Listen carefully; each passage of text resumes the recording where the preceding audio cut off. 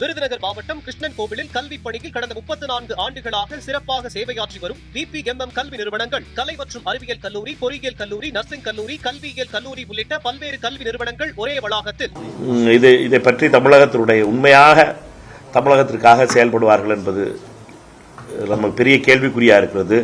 திரு அன்புமணி ராமதாஸ் அவர்களும் திரு நயனார் நாகேந்திரன் அவர்களும் தொடர்ந்து காங்கிரஸ் கட்சியை குறை சொல்லிட்டு வந்தவங்க, இப்பொழுது கர்நாடகா பாஜக காரர்கள் தண்ணி திறந்து விட்டுருக்க தண்ணியை நிறுத்தணும் சொல்றதை ஏன் கண்டிக்காம மௌனம் காக்குறாங்க?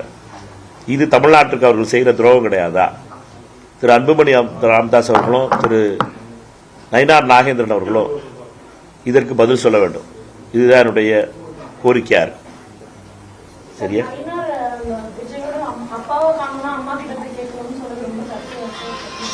நேற்று நான் என்னுடைய கருத்தை சொல்லிட்டேன். இது வெறும் அருவருப்புக்கத்தக்க ஒரு செயல். ஒரு மாநிலத்தினுடைய தலைவராக இருப்பவர், அதுவும் நயினார் நாகேந்திரன் அவர்களை போன்றவர்கள் இப்படிப்பட்ட பேச்சு பேசுவது என்பது, அதாவது ஒரு தேர்ட் ரேட்டட் ஒரு ஸ்பீக்கர் பேசுகிற பேச்சை விட கேவலமானது. இதற்கு அவர் மன்னிப்பு கேட்கணும். இது சாதாரணமாக கடந்து போகிறது கிடையாது. இது தமிழகத்தினுடைய எதிர்க்கட்சி தலைவராக இருந்தாலும் சரி, பாஜகவுடைய தலைவராக இருந்தாலும் சரி, இவர்களுடைய இந்த பேச்சு வழக்கு என்பது மாறணும். பெண்களை பற்றிய பார்வையும் இவர்களிடம் மாறணும். திமுக தேசிய கட்சியோட அலைன்ஸ் எதுவும் கையில் கிடையாது. சமூக வலைதளங்கள் வருது திமுக பாஜக போகின்ற ஒரு பேச்சு அதிகமாக இருக்கு. அதை எப்படி சார் நடக்கட்டும், நடந்த உடனே அத்தைக்கு மீச முளைச்ச உடனே பேசுவோம். டிவிகேவோட 100 நாள் ஆட்சி முடிய போகுது, இன்னொரு 2 நாள் தான் வரப்போகுது. அதை பத்தி உங்களுடைய கருத்து என்ன? இது டிவிகேனுடைய தலைமையில் இருக்க ஒரு கூட்டணி ஆட்சி. இந்த கூட்டணி ஆட்சியில் சில நல்ல விஷயங்கள் துவக்கம் நடந்திருக்கு. லஞ்ச ஊழல்கிறது குறைஞ்சிருக்கு, விசிபிளா மிகப்பெரிய அளவில் குறைஞ்சிருக்கதா மக்கள் ஃபீல் பண்றாங்க. அதே நேரத்தில்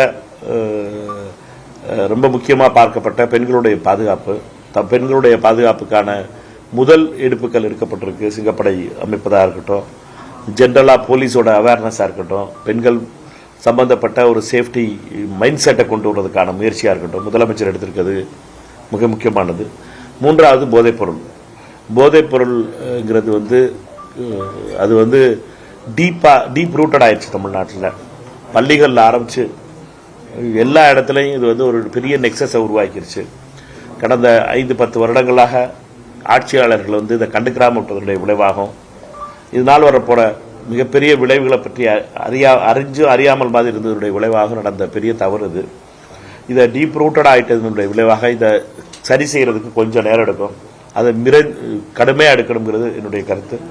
தமிழ்நாடு காங்கிரஸ் கமிட்டியை பொறுத்த மட்டும் தமிழக அரசு போதை ஒழிப்பு, போதை பொருளுடைய இந்த ஒரு போரா பார்க்கணும். இந்த போரில் தமிழக முதலமைச்சரை பொறுத்த மட்டும் முன்னின்று அவர் இந்த போரை கொண்டு போறதுங்கிறது ரொம்ப பாராட்டுக்குரியது. அதுவும் குறிப்பிட்ட விதத்தில் அவர்கிட்ட இருக்க இளைஞர்கள் அவர் மேல் வைத்திருக்க அன்புக்கு இதை உபயோகப்படுத்தி தமிழகத்தை ஒரு மிகப்பெரிய ஒரு ட்ரக் மாஃபியாட்ட இருந்து காப்பாற்ற வேண்டியதும், ஒரு ட்ரக் ஸ்டேட்டாக மாறுறதுக்கு முன்னாடி நம்மளை காப்பாற்றுறதும் அவருடைய வேலை. அதுக்கு நாம் அனைவரும் துணைந்திருக்கிறோம்ங்கிறது என்னுடைய கருத்து. அதே நேரத்தில் போலீஸை பொறுத்த மட்டும் மாடர்னைசேஷனுக்காக தமிழக அரசு கடந்த நிதி ஆண்டில் செலவழிச்சதை விட கூட செலவழிக்க ஆரம்பிக்கணும். போலீஸை பொறுத்த மட்டும் போலீசிங்கோட மோர் டெக்னாலஜி பேஸ்டாகவும் ஆக்கணும். அப்போ தான் நம்ம நினைக்கிற இந்த தமிழ்நாட்டை பொறுத்த மட்டும் மோர் அர்பன் ஓரியன்ட் ஆகிட்டு இருக்கு ஸ்டேட்டு. இந்த சென்சஸுக்கு அப்புறம் நம்மளுக்கு நல்ல டேட்டா கிடைக்கும் நினைக்கிறேன். தமிழ்நாடு ஒரு நகரங்களாலான மாநிலமாக மாறிக்கிட்டு இருக்கிறது நம் கண் முன்னாலே தெரியுது. அதற்கேற்றபடி காவல்துறையும் முன்னேற வேண்டும்.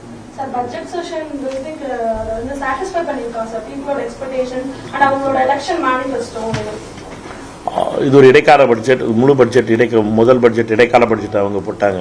திமுகவுடைய அரசு போட்டுருந்துச்சு. இது மிச்சம் இருக்க ஒரு ஃபுல் பட்ஜெட் இந்த பட்ஜெட்டு. இதில் அவர்கள் சொல்லியிருப்பது ஃபிளாக் பண்ணியிருக்கிறதுங்கிறது சில விஷயங்களை ரொம்ப கிளியராக ஃபிளாக் பண்ணியிருக்காங்க. தமிழ்நாடு அரசினுடைய கடன் கூடியிருக்கு, 10 லட்சம் கோடி ரூபாய் வந்திருக்கு. அது கடன் வாங்குறதை நிப்பாட்ட முடியாத ஒரு சூழ்நிலை நிற்கிது. அதே நேரத்தில் தமிழ்நாட்டு அரசாங்கத்துக்கு வரவேண்டிய வருவாய், அரசாங்கத்துக்கு நியாயமாக வர வேண்டிய வருவாய் குறையுது. அதுக்கு லீக்கேஜஸ் இருக்குது. இது ரொம்ப முக்கியமானது. அந்த லீக்கேஜஸ் தான். அது டாஸ்மார்க்காக இருக்கலாம், அது மினரல்ஸாக இருக்கலாம், மணலாக இருக்கலாம், அல்லது மற்ற விஷயங்களில் பத்திரப்பதிவாக இருக்கலாம். இது மாதிரி அரசாங்கத்துக்கு அரசு பணத்து கஜானாவுக்கு வர வேண்டிய பணம் வேற எங்கேயோ மடமாற்றப்பட்டிருக்கு அப்படிங்கிறதும் அதை கூட்டி காட்டுவோம் இந்த வருஷம் அப்படிங்கிறதும் ரொம்ப முக்கியமானது. அதை என்னை பொறுத்த மட்டும் இதை வரவேற்கிறேன். அந்த விதத்தில் தமிழகத்தினுடைய அரசு எடுத்திருக்க நடவடிக்கைகள் என்பது பாராட்டப்பட வேண்டியது. தமிழகத்தை பொறுத்த மட்டும் முதல் நடவடிக்கை நீங்கள் சொன்னது மாதிரி அது மாமன் சீராக இருக்கட்டும், தாய் மாமன் சீராக இருக்கட்டும், அல்லது தங்கத்துக்கு மோதிரம் கொடுக்கறதா இருக்கட்டும், இது மாதிரி அவங்க சொன்ன இண்டிவிஜுவல் பெனிஃபிட் ஸ்கீம்ஸை தொடங்கியிருக்காங்க. இது ஒரு நல்ல துவக்கமாக பார்க்கணும். அது போலவே பல வகையில் பட்ஜெட்டில் பல துறைகளுக்கு உயர்த்தப்பட்டிருக்கிற எக்ஸ்பென்சஸையும் நம்மளால் பிளான்ட் எக்ஸ்பெண்டிச்சரையும் பார்க்க முடியுது. இதுவும் பாராட்டுக்குரியது.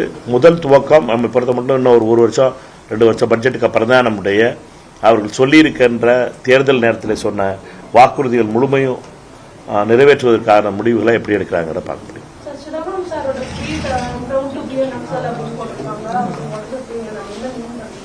இல்லை, ப்ரௌட் டு பி நக்சல் கிடையாது. நேற்று பிரதமர் ஒரு சுதந்திர தின விழா உரையில் வந்து நக்சல்களை வந்து காட்டில் அழிச்சாச்சு, ஆனால் மாநகரங்களில் சிந்தனை நீதியாக நக்சல்வாதிகளாக இருக்கிறவங்களை தோற்கடிக்க வேண்டியதும் அவர்களுக்கு வேணும்னு சொல்லியிருந்தார். அதற்கு திரு ப. சிதம்பரம் அவர்கள் சிந்தனை அளவில் நானும் நக்சல் தான் அப்படிங்கிறத சொல்லியிருக்காரு. ஒரு சர்க்காஸ்டிக்கான ஒரு கமெண்ட் அது.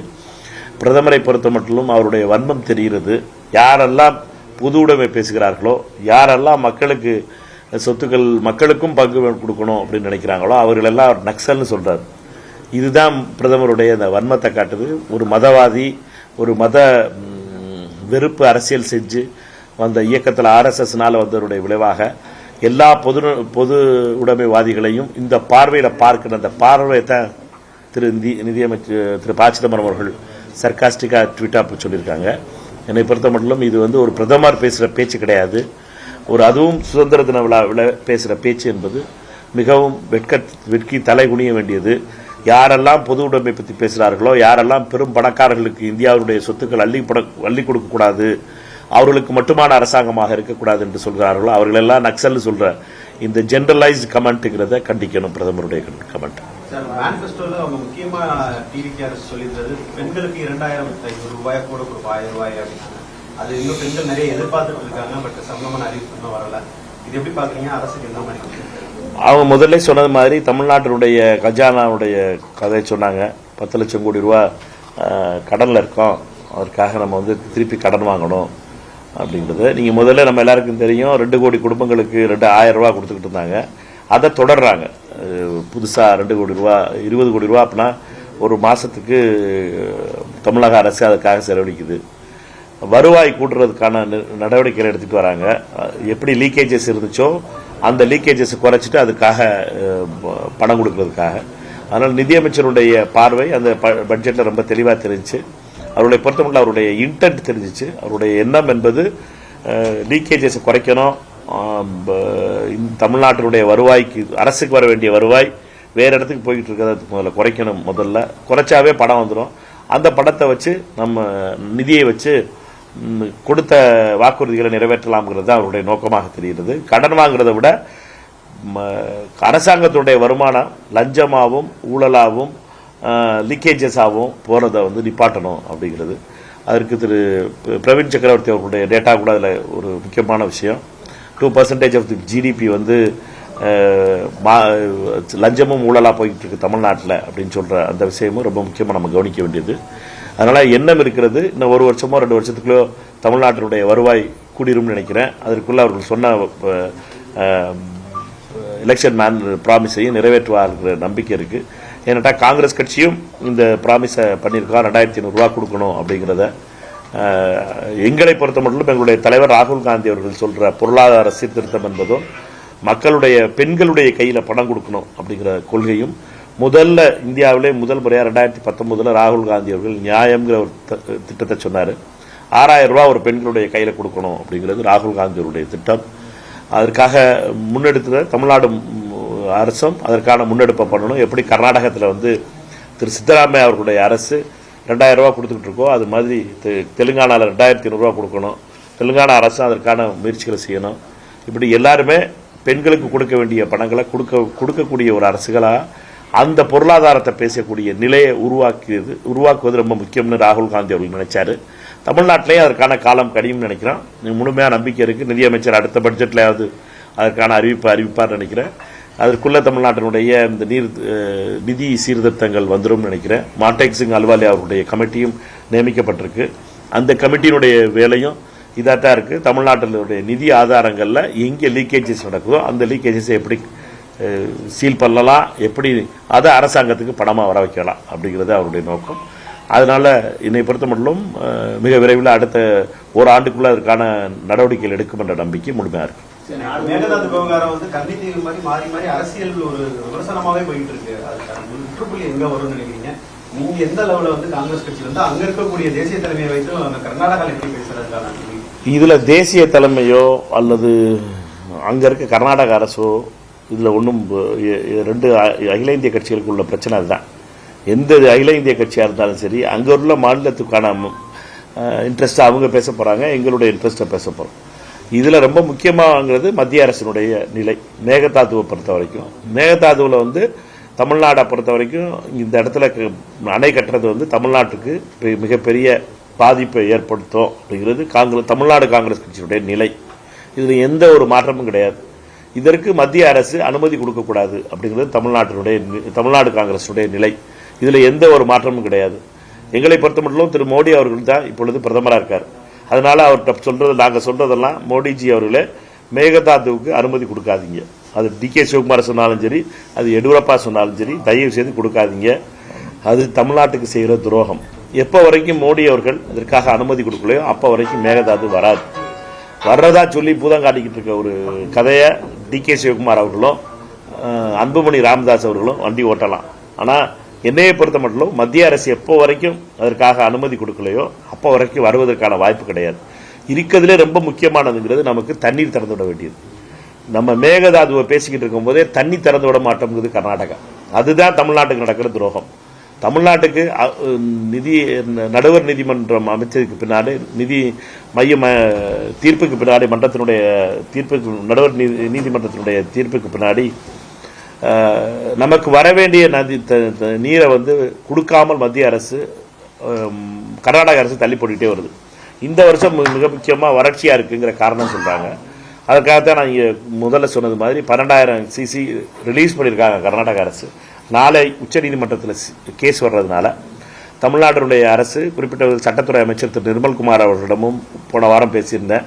அவர் சொல்லியிருந்ததை தான் என்னட்டுன்னா, நம்ம தமிழ்நாடு கவர்மெண்ட் வந்து அப்பீல் பண்ணுறோன்னு உச்சநீதிமன்றத்துக்கு போகிறோம், அப்பீல் பண்ணி அதை லிஸ்ட் பண்ணிடுவோம் மண்டே அப்படின்னு. இப்போ கர்நாடக அரசும் உச்சநீதிமன்றத்தில் தீர்ப்பு வழக்கு வருதுங்கிறதுக்காக ரிலீஸ் பண்ணியிருக்காங்க. ஆனால் அதே நேரத்தில் அந்த தண்ணீரை வந்து ரிலீஸ் பண்ணுற தண்ணீரை வந்து இப்போ கர்நாடக பாஜக அதற்கு எதிர்ப்பு தெரிவிக்குது. அதற்கு ஒன்றுமே வாய் திறக்காமல் இருக்க நயினார் நாகேந்திரன் அவர்களும் எல்லாத்துக்கும் செல்ஃபி வீடியோ போடுற அண்ணன் அன்புமணி ராமதாஸ் அவர்களும் இதை ஏன் கண்டிக்க மறுக்கிறாங்கிறதா நம்முடைய கேள்வியாக இருக்கிறது. தண்ணீர் பிரச்சனை இந்த முறை காவிரி தண்ணீர் பிரச்சனை வந்து நம்ம எல்லாரும் ஒற்றுமையோடு தமிழக அரசு சட்டப்படியான நடவடிக்கைகளை நம்ம தமிழ்நாடு அரசுக்கு துணையாக இருக்கணும்.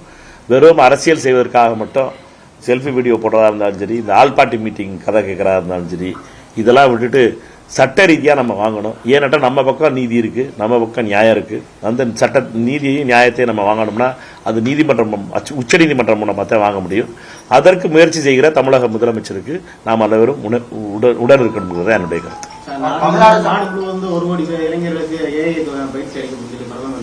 வாயிலே வடை நல்லா சுடுவார் நம்மால். வாயில் வடை சுடுறதுல மோதிஜியை தவிர வேற யாரும் கிடையாது. ஒவ்வொரு வருஷமும் இந்த இப்படியே வித்துக்கிட்டே இருக்குது. ஒவ்வொரு தடவை வந்து ஒவ்வொரு வருஷமும் எத்தனையோ கோடி பேருக்கு சொல்லிட்டு போயிட்டாரு. ஒன்றும் நடக்க மாட்டேங்குது. வேலை இல்லாத லிஸ்ட் தான் கூட்டிகிட்டே போகுது. யாரை பாருங்கள், இப்போ போய் நான் இப்போ யார்கிட்ட கேட்டிங்கனாலும் சரி வேலை இல்லைன்னு தான் பதிலே வருது ஒழிய யாரும் படித்த பிள்ளைகளுக்கு வேலை கிடைக்க மாட்டேது. தொடர்ந்து ஏமாற்று வேலையை மோடி அவர்கள் நிறுத்தணும். உண்மையாக அவருடைய நான் இன்னைக்கு பதிவு போட்டிருக்கிறது மாதிரி ரொம்ப முக்கியமானது என்னென்னு கேட்டிங்கன்னா, ஃபைனான்ஸ் ஸ்டாண்டிங் கமிட்டி அதை சொல்லியிருக்கு. ஏன்னாட்டா அவங்க என்ன டேட்டா கொடுத்துருக்காங்கிறதுக்கும் என்ன இம்ப்ளிமெண்டேஷன் லெவல் இருக்குங்கிறதும். வெறும் இப்படிப்பட்ட பொய் புரட்டுகளை சுதந்திர தின விழாவில் சொல்கிறதுங்கிறது ரொம்ப கொடுமையான விஷயம்.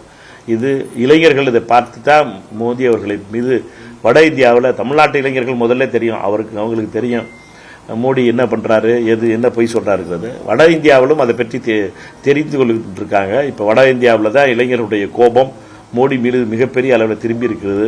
அதை அவர்கள் எப்படி செய்வதென்று எப்படி அதை டேக்கிள் பண்ணுறதுன்னு தெரியாமல் தான் மோடி அவர்கள் இந்த பாடுபட்டுக்கிட்டு இருக்காரு.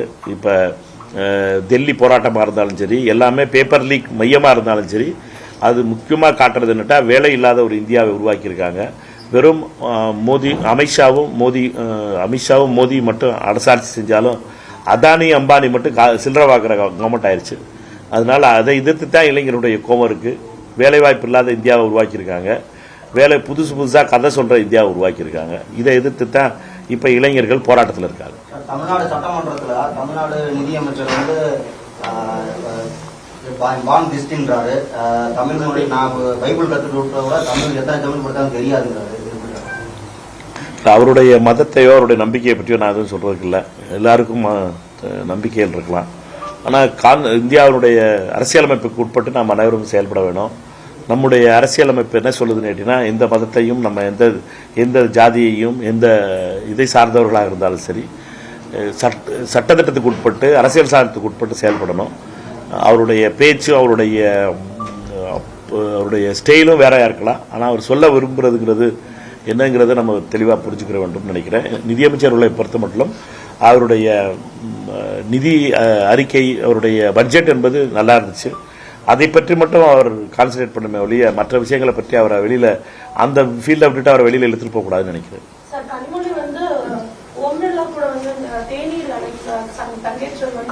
மறைமுக கூட்டணியா இருந்த திமுக பாஜக இப்ப வெளிப்படை கூட்டணியா இருக்குன்னு சொல்றாங்க. நீங்களும் அப்படிதான் நினைக்கிறீங்களா சார்? திமுகவும் பாஜகவும் அலைன்ஸ்ல தான் இருக்காங்களா மறைமுகமாகவும்? என்னை பொறுத்த வரைக்கும் ஸ்பீக்கரோட டீல கலந்துக்கிறதுங்கிறது நாங்களும் கலந்துக்கிட்டு இருக்கோம். போன செஷனாக இருக்கட்டும், போன செஷன் நாங்கள் கலந்துக்கலாம். அதுக்கு முதல் உள்ள செஷனில் நாங்கள் கலந்துக்கிட்டு இருக்கோம். திருமதி பிரியங்கா காந்தி அவர்கள் கலந்துக்கிட்டு இருக்காங்க, திரு ராகுல் காந்தி அவர்கள் கலந்துக்கிட்டு இருக்காங்க. ஸ்பீக்கருடைய கர்டசிட்டிங்கிறது ஒரு பெரிய ஒரு குற்றம் கிடையாது. அதில் கலந்துக்கிறதுங்கிறது இது ஒரு மரபு. அது எதுக்காக மரபுன்னு கேட்டிங்கன்னா, அந்த கூட்டத்தொடர் முழுசும் நல்லா நடத்தி கொடுத்த ஸ்பீக்கருக்கு சபாநாயகருக்கு போய் எதிர்கட்சிகளுடைய சார்பாகவும் ஆளுங்கட்சியின் சார்பாகவும் போய் நன்றி சொல்லிட்டு வர்றதுக்காக போகிறது. அதை தவிர வேறு எதுவுமே நடக்காது. இங்கே வெறும் டீ கொடுப்பாங்க, ஒரு எல்லாருக்கும் டோக்லா கொடுப்பாங்க. இப்போ டோக்லா தான் அவங்க கொடுக்குறது. அதனால் டோக்லா கொடுப்பாங்க, டோக்லா சாப்பிட்டு டீயை சாப்பிட்டு வர வேண்டியதுதான். எல்லாம் நல்லா இருந்துச்சு, ரொம்ப நன்றி, நீங்கள் உடம்பு பார்த்துக்கிறீங்கன்னு சொல்லிட்டு வர வேண்டியதுதான். இதில் ஒன்றும் பெரிய அரசியல் இருக்காது. இதில் நாங்கள் இந்தியா கூட்டணியினுடைய இந்த தடவை நாங்கள் புறக்கணித்ததுக்கு ஒரு காரணம் இருக்குது. என்னென்னு கேட்டிங்கன்னா, திரு அமித்ஷா அவர்கள் 16 நாள் அவைக்கு வரலை. 17வது நாள் காலையில் 10:55 வந்தார். 11 மணிக்கு வந்தே பாரம் பாடிட்டாங்க. அதற்கு எதிர்ப்பு தெரிவித்து அதில் அமித்ஷா அவர்கள் அவைய மாண்பை குறைக்கிறாரு, அவைக்கு வரமாட்டோம்னு சொல்லி டெய்லி அவர் 16 நாளாக போராடி இருக்கோம். அவரை அவையில் பதில் சொல்ல சொல்லி, அப்படி வராத அமித்ஷா 10:55 உட்காந்து சவுடாலா உட்காந்துட்டு டீல உட்காந்துட்டு சவுடாலா பேசிக்கிட்டு இருப்பாரு. அதை கேட்கறதுக்கு எங்களுக்கு மனசு வரல அப்படின்னா பாராளுமன்றத்துறை அமைச்சர்கிட்ட திரு ராகுல் காந்தி அவர்கள் தெரிவித்தார். அவரை நாங்கள் புறக்கணிக்கிறோம், திரு அமித்ஷாவுடைய இந்த எண்ணத்தை புறக்கணிக்கிறோம், சபாநாயகருக்கு நாங்கள் மரியாதை வச்சுருக்கோம் அப்படின்னு சொல்லிட்டு தான் வந்தோம். அதனால் போகாத காரணம் அதுதான். திமுகவுடைய நாடாளுமன்ற குழு தலைவர் திருமதி கனிமொழி அவர்கள் அவங்க போய் கலந்துக்கிட்டாங்கிறது செய்தி அப்புறம் தெரிஞ்சு. என்னை பொறுத்தவரைக்கும் இதில் ஒரு பெரிய அரசியல் இல்லைன்னு நினைக்கிறேன். அரசியல் கூட்டணி இதெல்லாம் இதில் டீ சாப்பிட்றதுனாலலாம் உருவாகிட போகிறது கிடையாது. இது ஒரு கஸ்டமரி. டெல்லியை பொறுத்த மட்டும் இது ஒரு கஸ்டமரியாக தான் பார்க்கணும். நாங்களும் மத்திய அமைச்சர்களையும் சபாநாயகரையும் பார்க்குறதெல்லாம் காங்கிரஸ் உறுப்பினர்களே பார்ப்போம். அதனால் இதெல்லாம் ஒரு தப்பாக நினைக்கிறதுக்கு இதில் ஒன்றும் பெரிய அரசியல் சூட்சமாக இருக்குன்னு பார்க்க முடியாது. நம்மளுக்கு ரொம்ப முக்கியமாக பார்க்க வேண்டியது டீலிமிட்டேஷன் பில் அடுத்து கொண்டு வரும்போது யார் என்ன பண்ண போகிறாங்கிறது தான் முக்கியம். அதில் தான் நம்ம கவனமாக இருக்கணுமே ஒழிய இந்த சந்திப்புகள் எல்லாம் ஒரு கஸ்டமரி சந்திப்பு நான் நினைக்கிறேன்.